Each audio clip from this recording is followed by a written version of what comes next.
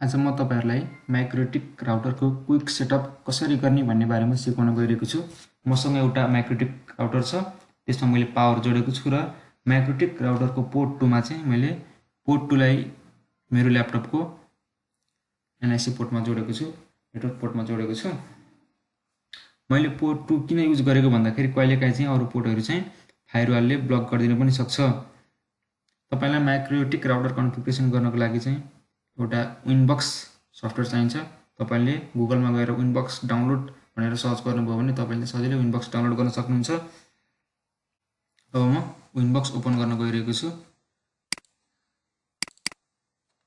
यसलाई म रन गर्छु।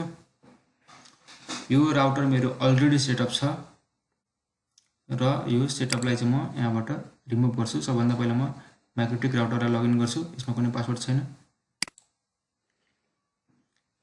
तपाईले कन्फिगरेसन रिमुभ गर्नको लागि चाहिँ सिस्टममा गएर रिसेट कन्फिगरेसन थिच्न सक्नुहुन्छ र रिसेट कन्फिगरेसन गर्नुभयो भने तपाईको माइक्रोटिक राउटरमा जति नै कन्फिगरेसन छ त्यो सबै रिमुभ हुन्छ। माइक्रोटिक राउटर रिसेट भइरहेको छ। यसले रिसेट भएपछि कुन आईपी पाए एकचोटी चेक गरौँ। आइडेन्टिफाइङ हुँदैछ, वेट गरौँ एकछिन।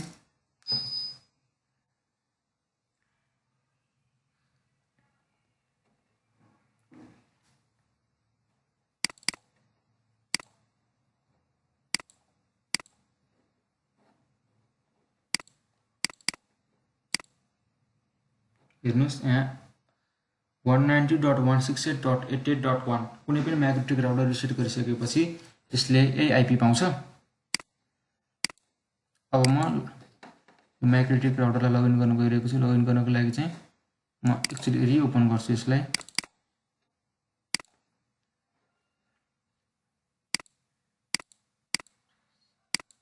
यो म्याक एड्रेसबाट यसलाई म कनेक्ट गर्छु। सुरुमा राउटर ओएस डिफल्ट कन्फिगरेसन आउँछ, यसलाई म रिमुभ कन्फिगरेसन गरिदिन्छु। क्विक सेटअपमा जान्छु। तपाईले यहाँ वाइफाई चलाउनको लागि यो राउटर रिसेट भयो, त्यही भएर यो फेरि ओपन गर्नुपर्ने हुन्छ। यसलाई क्यान्सल गर्छु र यो म्याक एड्रेसबाट यसलाई म कनेक्ट गर्छु। यो क्विक सेटअपमा गए पछाडी तपाईहरुले यहाँबाट होम एपी चुज गर्नुहोस्। यदि तपाईलाई आईएसपी ले दिएको आईपी छ भने तपाईले यहाँ राख्न सक्नुहुन्छ। AP address, netmask, gateway, DNS server राख्न सक्नुहुन्छ। यदि तपाईले अटोमेटिकमा थिच्नु हो भने तपाईले स्विचबाट आएको नेटवर्क केबल तपाईले आफ्नो माइक्रोटिक राउटरमा जोड्नुहुन्छ र स्विचले जुन आईपी डीएचसीपी गरेर फालेको छ यो राउटरले पनि त्यही आईपी एड्रेस, सबनेट मास्क र गेटवे पाउँछ। अब म तपाईले आफ्नो लोकल एरिया नेटवर्क चाहिँ कुन रेन्जको बनाउन चाहनुहुन्छ। मलाई चाहिँ मेरो अफिसको नेटवर्क 10.1 को नेटवर्क चाहिएको छ। म सबै पोर्टलाई ब्रिज गर्दिन्छु, डीएचसीपी सर्भरलाई इनेबल गर्दिन्छु र नेट गर्दिन्छु।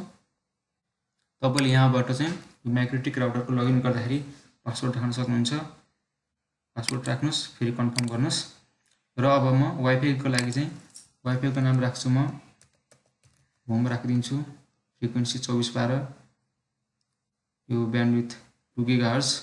कन्ट्रीमा नेपाल सेटअप गर्न सक्नुहुन्छ। नेपाल सेटअप गर्दै र वाइफाई को पासवर्ड कुनै एउटा राख्दै नेपाल 123 राख्दै। यति गरिसके पछाडी तपाईले एप्लाई गर्नुस्, ओके गर्नुस्।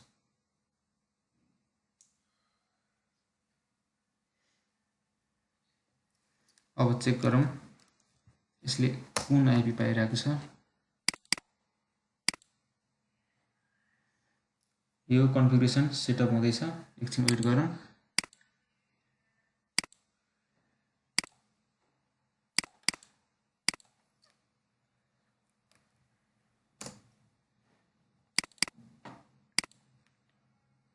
कहिलेकाहीँ टाइम लाग्छ। एकचोटी म नेटवर्क केबल चाहिँ अनप्लग गरेर फेरि प्लग गर्छु।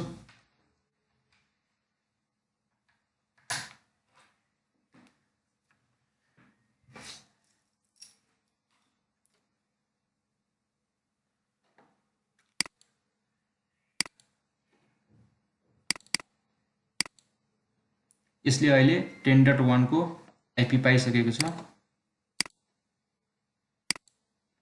अब म यो मेरो म्याकडेक राउटरमा स्विचबाट आएको केबल चाहिँ पोर्ट 1 मा जोड्छु।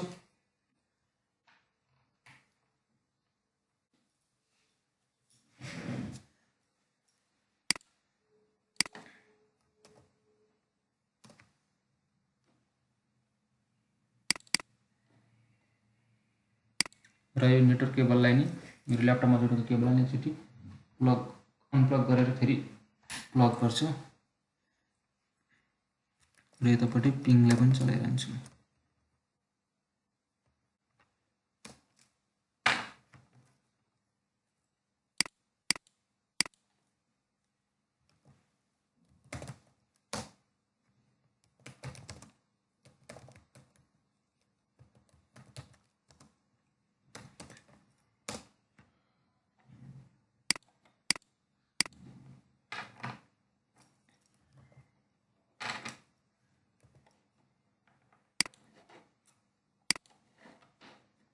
मेरो यसमा वाइफाई डिसेबल छ, यसलाई म इनेबल गर्छु। हेरौँ कुन वाइफाई देखाइरहेको छ यसमा।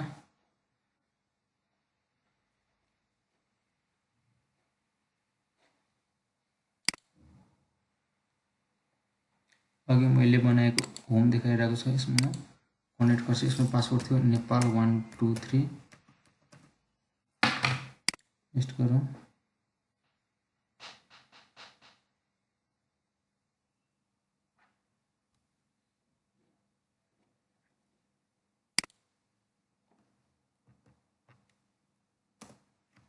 तपाईले देख्न सक्नुहुन्छ यसमा इन्टरनेट एक्सेस भइसकेको छ र म वाइफाईलाई डिसेबल गरिदिन्छु र ल्यानबाट हेरौँ ल्यानबाट के भइरहेछ।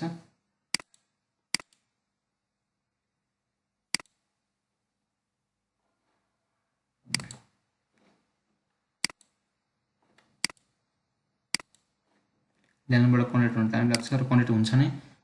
यो तरिकाले तपाईहरुले चाहिँ आफ्नो म्याग्नेटिक राउटरलाई रिसेट गरेर क्विक सेटअप गरेर चलाउन सक्नुहुन्छ। अहिलेलाई यो म भिडियो यही पज गर्न गइरहेको छु।